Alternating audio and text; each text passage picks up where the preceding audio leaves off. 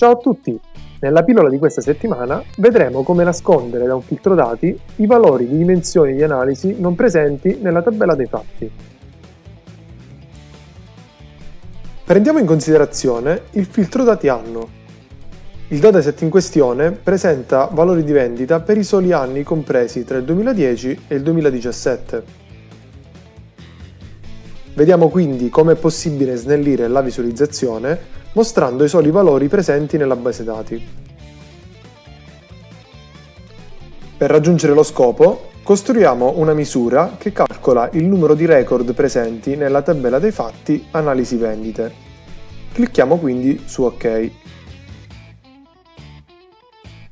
Tra i filtri a livello di oggetto visivo, trasciniamo la nuova misura e impostiamo la condizione filtro dimensioni maggiore di 0.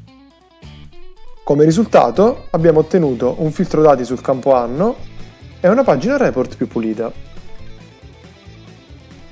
Ciao e alla prossima pillola!